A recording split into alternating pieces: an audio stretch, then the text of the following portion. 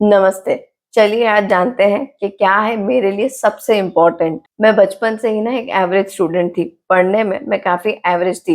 पर हाँ, जब बात डांसिंग की या फिर एक्स्ट्रा करिकुलर एक्टिविटीज़ की आती थी ना, तो मैं काफ़ी कॉन्फिडेंट फ़ील करती थी। मैं काफ़ी डांस कॉम्पिटिशन्स में ना एक्टिवली पार्ट रहती थी, जिसकी वज़ह से ना क्लासेस मुझे कई बार स्किप करनी पड़ती थी और उसकी वज़ह से स्कूल का जो कोर्स होता था, वो कैच अप करने में ना मुझे काफ़ी टाइम लग जाता था। पर इस बात का ना मुझे ज़्यादा दुःख नहीं होता था, क्योंकि मुझे ना पता था कि मुझे डांस ही करना है, क्योंकि मुझे ये क्लैरिटी थी कि डांसिंग से मुझे वो खुशी मिलती थी।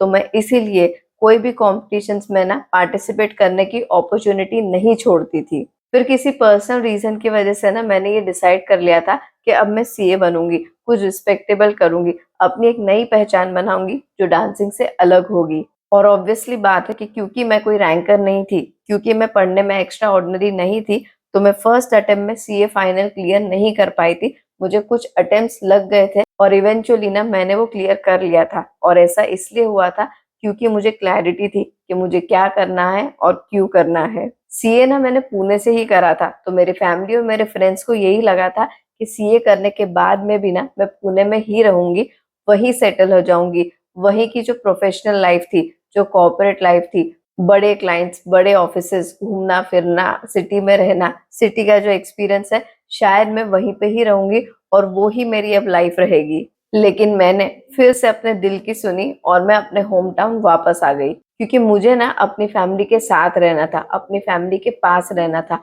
मुझे वो मोमेंट्स ना मिस नहीं करने थे, जो एक बार चले जाते हैं, तो लाइफ में कभी वापस आते ही नहीं हैं। मुझे बर्दाश्त नहीं करना था कि मेरे पेरेंट्स से मिलने के पहले भी ना मुझे कई बार सोचना पड़े, प्लान करना पड़े, और ना ही मुझे अपने पेरेंट्स को वो एक्सपीरियंस देना था कि वो दुख-सुख में मुझसे दूर रहे और मेरी एब्सेंस वो हमेशा फ़ील करते रहे और फिर भी मुझे कभी बोल भी ना पाएँ कि वो मुझे मिस कर रहे हैं या वो ये चाहते हैं कि मैं वापस आके उनके साथ में रहूँ। मुझे ये एक्सपीरियंस ना खुद फ़ील करना था और ना ही अपने पेरेंट्स को ये फ़ील करवाना था। और इसीलिए ना मैं अपने होम टाउन वापस आ गई।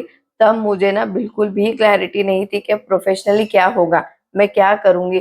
घर जा तो रही हूँ, पर वहाँ पे जाके करना क्या है, ये मुझे नहीं पता था। बस इतना पता था कि मुझे जाना है और जो करूँगी वहाँ जाके ही करूँगी। मैं ये डिसीज़न पता है क्यों ले पाई थी, या फिर मैंने पता है ये रिस्क क्यों लिया था? क्योंकि मुझे क्लैरिटी थी कि मुझे क्या चाहिए। मुझे पता था कि मेरे लिए सबसे इम्पोर्टेंट क्या है। मुझे पता था कि मुझे करियर तो चाहिए, पर मुझे फैमिली भी चाहिए। मुझे फैमिली छोड़ के सिर्फ़ करियर बनाना है, मेरी ऐसी सोच नहीं थी। मुझे प्रोफ़ेशनली ग्रो करना था, पर उसके लिए ना मुझे इमोशनली एग्ज़ॉस्ट होके नहीं रहना था।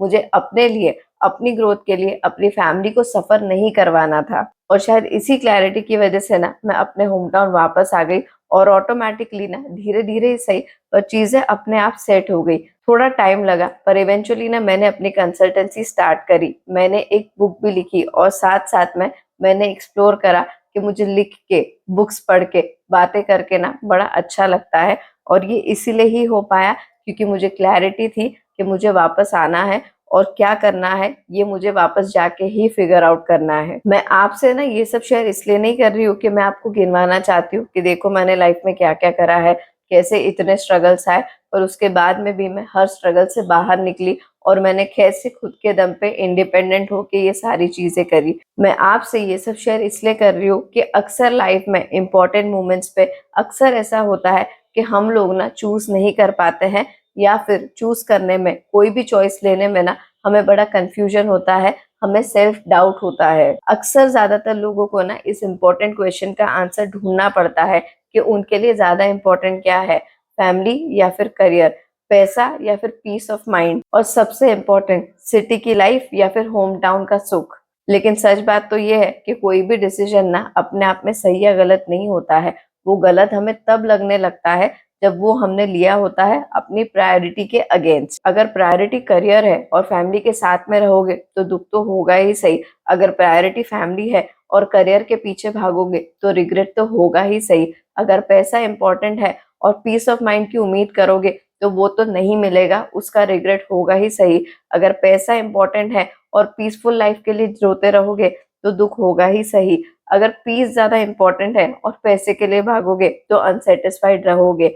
ये सारी चीज़ें, ये सारे जो चॉइसेस होते हैं ना, इन सारे चॉइसेस की एक कॉस्ट होती है, पर ये कॉस्ट हम पे करने के लिए रेडी है या नहीं है, ये इस बात से पता चल सकता है कि हमारी प्रायोरिटी क्या है। आपकी प्रायोरिटी अगर क्लियर है ना, तो आप अपनी लाइफ ना उसके आसपास बना सकते हो, क्योंकि तब ना आपको पता रहता है कि आपको क्या करना है और क्या नहीं करना है। और आपकी ये क्लैरिटी ही ना आपको लाइफ में गाइड करती है, आपको लाइफ में एक डायरेक्शन देती है। सोच के देखो कि आपके लिए लाइफ में सबसे इम्पोर्टेंट क्या है। फैमिली, पैसा, फ्रीडम, हेल्थ, वेल्थ, घूमना फिरना, जो भी आपके लिए हो ना, उसे इग्नोर मत करो, क्योंकि क्लैरिटी के साथ जब हम डिसीजन लेते हैं ना, तो ही हमारी लाइफ ना कॉम्प्लिकेटेड से सिंपल बनती है। आई होप आपको ये वीडियो यूजफुल लगा होगा। आई होप आप मेरे एक्सपीरियंस से रिलेट कर पाएंगे, एंड आई होप कि आप कमेंट करके जरूर बताएंगे कि क्या आपको भी लाइफ में कभी ना कभी ये डिसाइड करना पड़ा था कि आपके लिए इम्पोर्टेंट क्या है।